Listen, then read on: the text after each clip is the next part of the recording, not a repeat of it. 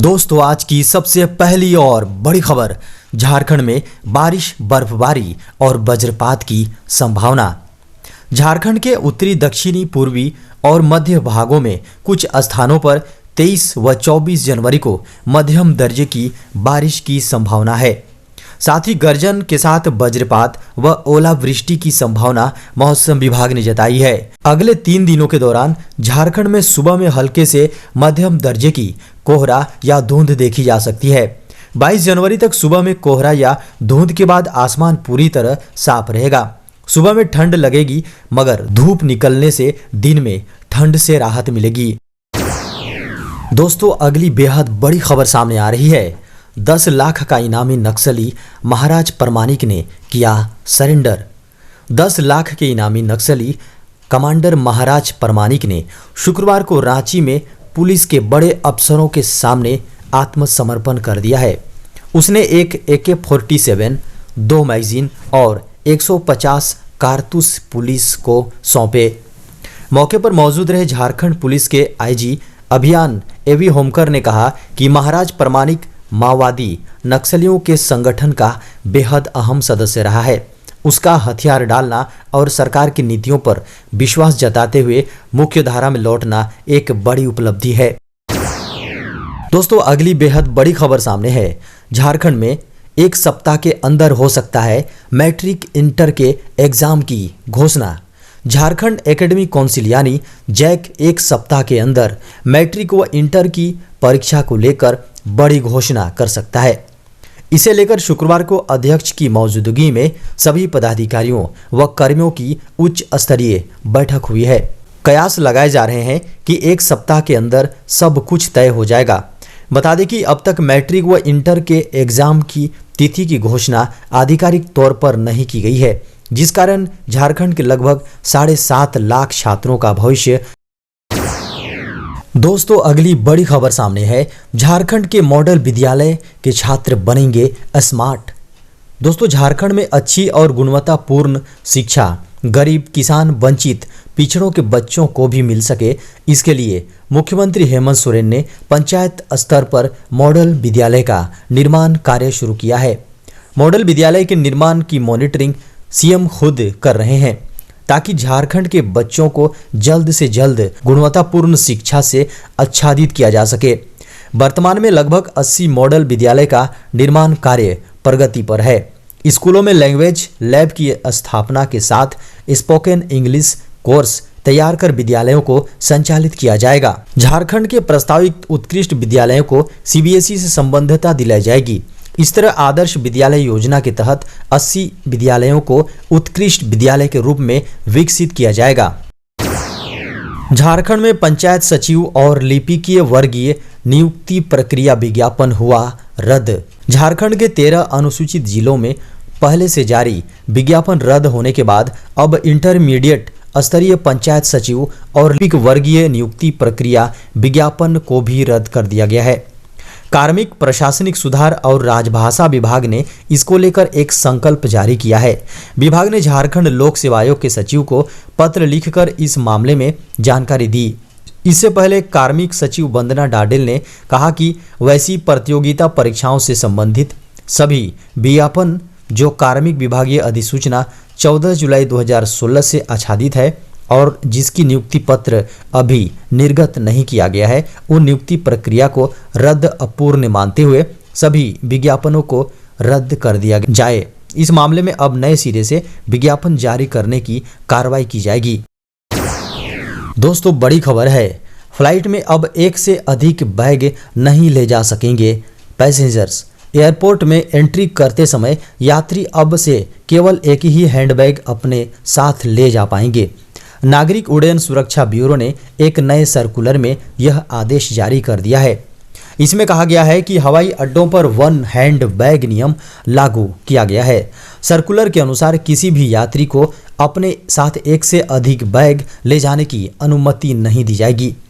BCAS ने 19 जनवरी को जारी एक आदेश में कहा, यह देखा गया है कि यात्री औसतन 2 हैंडबैग स्क्रीनिंग पॉइंट तक ले जाते हैं। इससे निकासी समय में काफ़ी वृद्धि हुई है और साथ ही देरी भी। इससे SC पॉइंट पर भीड़भाड़ और यात्रियों को असुविधा भी होती है। CBI की थ्योरी को झारखंड हाईकोर्ट ने फिर किया खारिज। झारखंड हाईकोर्ट के chief justice doctor Ravi Ranjan व जस्टिस SN प्रसाद की अदालत में धनबाद के जज उत्तम आनंद हत्याकांड मामले में सुनवाई हुई। सुनवाई के दौरान अदालत ने CBI की उस थ्योरी को फिर से खारिज कर दिया कि मोबाइल छीनने के लिए ऐसा किया गया है। अदालत ने टिप्पणी करते हुए कहा, CBI के अब तक के काम को देखते हुए प्रतीत हो रहा है कि अब CBI की इस मामले थक गई है और अपना पीछा छुड़ाने के लिए नई कहानी बना रही है। इस दौरान अदालत ने अपने पहले के कथन को दोहराते हुए कहा कि पहले झारखंड उग्रवाद से बहुत प्रभावित राज्य रहा है, लेकिन कभी भी न्यायिक पदाधिकारियों कोई आंच नहीं आई है। लेकिन इस घटना ने पूरे देश का ध्यान अपनी ओर खींचा था। इसके बाद भी CBI अगर इस मामले का खुलासा नहीं कर पाती है तो इस तरह की घटना दोबारा हो सकती है। झारखंड के मुख्यमंत्री श्री हेमंत सोरेन ने कहा, झारखंड को बनाना है फुटबॉल की नर्सरी। झारखंड के मुख्यमंत्री श्री हेमंत सोरेन ने कहा कि AFC महिला एशिया कप 2022 में भाग लेने के लिए मुझे चीफ गेस्ट के रूप में आमंत्रित करने के लिए AIFF परिवार को अपनी हार्दिक बधाई और धन्यवाद देना चाहता हूं। AFC महिला एशिया कप 2022 सबसे बड़े अंतर्राष्ट्रीय फुटबॉल टूर्नामेंटों में से एक है।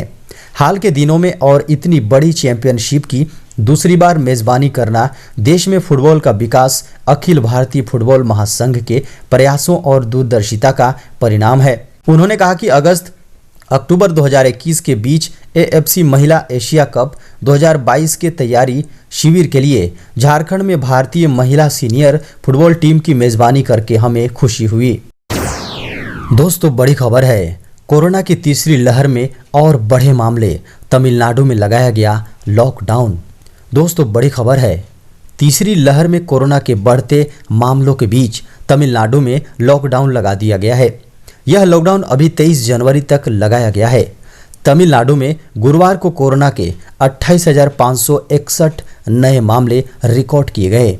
वहीं केरल में कोरोना के मामलों की जानकारी देते हुए स्वास्थ्य मंत्री वीना जॉर्ज ने बताया कि राज्य में अभी लगभग 1,99,000 कोरोना के सक्रिय मरीज हैं, लेकिन उनमें केवल 3% ही हॉस्पिटल में भर्ती हैं। केवल 0.7% लोग ऑक्सीजन सपोर्ट पर हैं और 0.6% लोग ICU में हैं।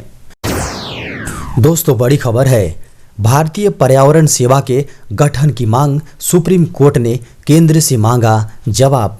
पर्यावरण से संबंधित सुरक्षा उपायों को जमीनी स्तर पर लागू करने के लिए अखिल भारतीय सेवा की तर्ज पर भारतीय पर्यावरण सेवा का गठन करने की मांग के साथ सुप्रीम कोर्ट में एक याचिका दाखिल की गई है। शुक्रवार को इस याचिका पर सुनवाई करते हुए सुप्रीम कोर्ट ने केंद्र सरकार से जवाब मांगा है। शीर्ष अदालत ने इस याचिका को लेकर केंद्रीय पर्यावरण मंत्रालय को नोटिस जारी किया।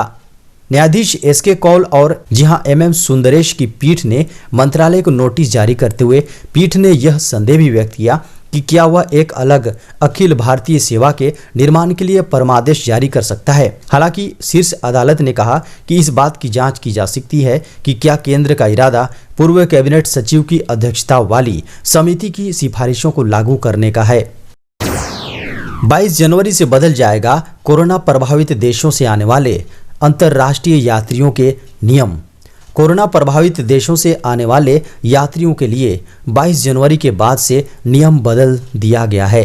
शुक्रवार को जारी आदेश के अनुसार कोरोना जोखिम वाले देशों से यात्रा करके भारत आने वाले सभी यात्रियों को अनिवार्य रूप से आइसोलेट नहीं होना पड़ेगा। विदेश यात्रा करके भारत आने वाला व्यक्ति कोविड टेस्ट में अगर पॉजिटिव पाया जाता है तो उसे ही आइसोलेशन सेंटर में रहकर अपना इलाज करवाना होगा। वहीं इस नए आदेश में कहा गया, यात्रियों की यदि कोरोना रिपोर्ट पॉजिटिव आती है तो उनके नमूनों को आगे INSACOG प्रयोगशाला नेटवर्क के अनुसार अलग किया जाएगा। दोस्तों, एक बड़ी खबर सामने है। चीन के नए दावे ने दुनिया को चौंकाया। चिट्ठी और पार्सल से फैलता है कोरोना। चीन ने राजधानी बीजिंग में पहला ओमिक्रॉन केस मिलने के बाद सनसनीखेज दावा किया है। चीन का कहना है कि देश में इस नए वेरिएंट की एंट्री के कारण विदेश से आने वाली चिट्ठियां और पार्सल हो सकते हैं। दुनिया भर के कई एक्सपर्ट चीन के इस दावे पर सवाल उठा रहे हैं और इसे साइंस की बता रहे हैं। चीन के मुताबिक बीजिंग में ओमिक्रॉन से संक्रमित मिली महिला की कोई ट्रैवल हिस्ट्री नहीं है और वह कनाडा से चलकर अमेरिका और हांगकांग होते हुए चीन पहुंचे। एक पैकेट के खोलने के कारण से ही संक्रमित हुई। चीन ने लोगों को सावधान करते हुए कहा है कि विदेशों से आई चिट्ठियों और सामानों के जरिए वायरस उन तक पहुंच सकता है।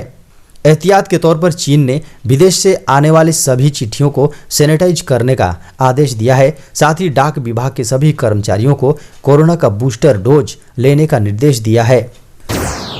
रेलवे PSU मर्जर की हो रही है तैयारी, बजट में हो सकते हैं बड़े ऐलान। केंद्र सरकार 2022-23 के बजट में रेलवे मंत्रालय के तहत 6 PSU के मर्ज के लिए एक रोड मैप की घोषणा कर सकता है, जिससे इन PSU के आमूलचूल रीस्ट्रक्चर का प्रोसेस शुरू हो जाएगा। अगस्त 2021 में प्रमुख आर्थिक सलाहकार संजीव सान्याल ने रेल मंत्रालय के तहत सरकारी निकायों के युक्तिकरण पर एक रिपोर्ट में विलय की सिफारिश की थी। मीडिया खबरों को माने तो वित्त मंत्री निर्मला सीतारमण 1 फरवरी को 2022-23 का बजट में रेल विकास निगम लिमिटेड के Indian railway construction limited, RailTel corporation के साथ Indian railway catering and tourism corporation और rail India technical and economic services के साथ ब्रेथवेट एंड कंपनी लिमिटेड के विलय की दिशा की घोषणा कर सकती है।